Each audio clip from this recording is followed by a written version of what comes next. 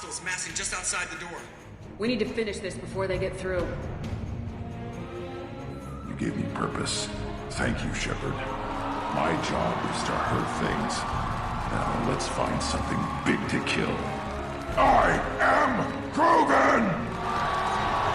It's been a long journey, and no one's coming out without scars. Make me proud. Make yourselves proud.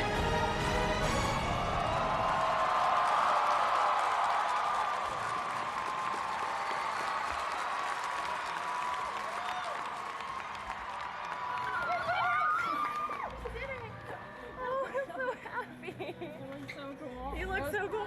He walked out there and they lost it. It couldn't have been any better.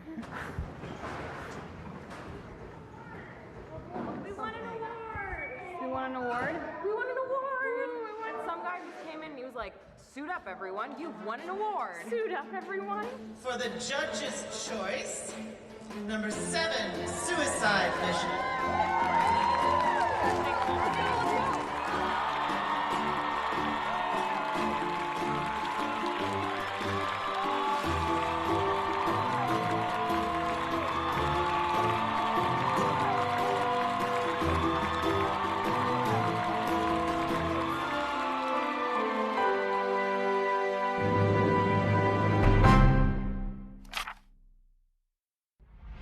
Here's what we do. 50 off everything from get-go. It's right when we open the door, so it's 50 off everything. 50 off, and we're going to go that way all day.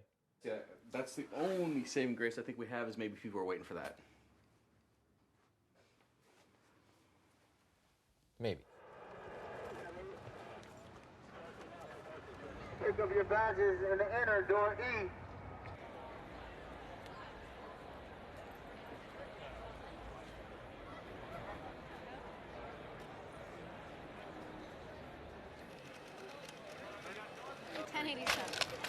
There's your books and your receipt. Thank you very much. Yeah, have a good one. Right. All right. So it's your 26.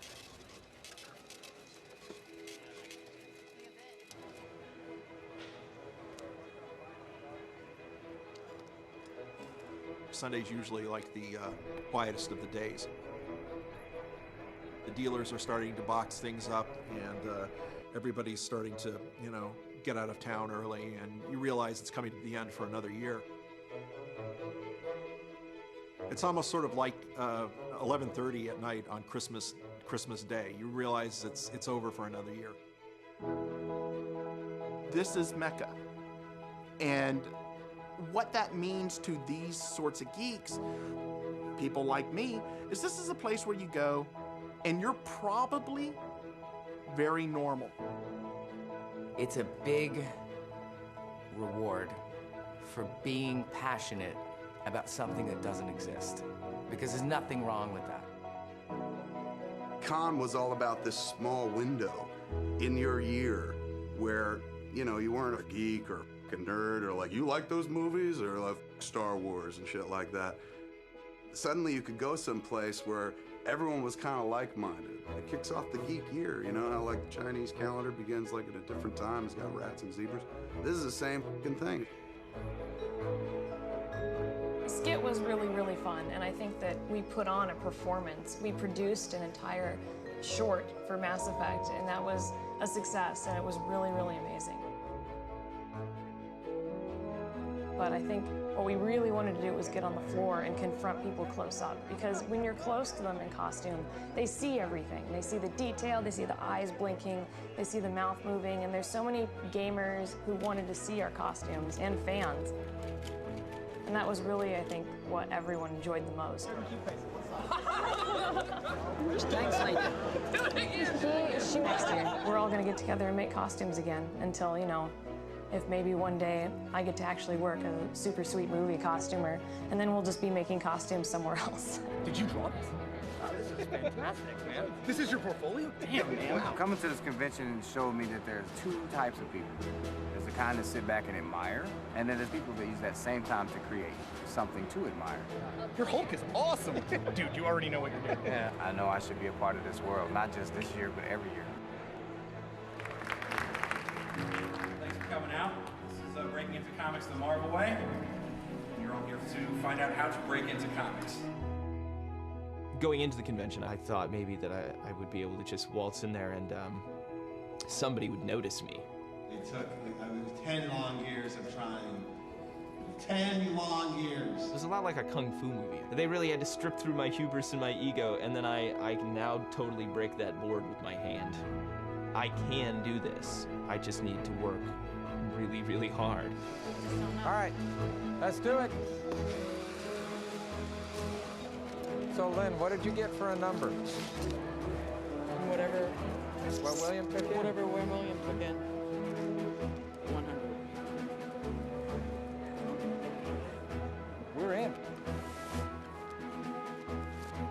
That's better than last year. As far as I'm concerned, they're off the market. Okay. I said many times that if I was going to die, I really didn't want to go to heaven, because heaven would just have all the stiffs in it. I wanted to go to Comic-Con, where you get the diversity of exciting, dynamic people with whom you can share your life. And so I want to die and go to Comic-Con. You're right. Damn right. You're right. I agree. I think the fans are the most important things in the comic book business, and I might add, in any form of entertainment. You're welcome. I feel you've got to be nice to the fans. You're my favorite. And I admire your taste. Because without them, you're nothing. Here you are, Galactus. Thank you. Would you be willing to sign my shirt? I'll be glad to. Just right on the star? We used to come here and we got geeked out looking for autographs from favorite artists and writers. But I've stopped collecting comics for the last 10 years. But I still come here because it gives me a warm sense of belonging. The person I am, the things that I love to do, I mean, I almost feel like I have to hide that the rest of the year, but this is the point where you can just be. You know, you can come to a place where nobody's judging you or making fun of you because you're a 6'2" black man who likes to wear a superhero costume. I've always described it as kind of a big family reunion whenever I come back. It's like having a country of your own. Whenever I go inside, I feel like I've gone home. In all my years of coming to Comic-Con, the thing that draws me back to Comic-Con every time are the people. Well, that's what I look forward to. That's what Comic-Con is to me, and that's what it's always going to be.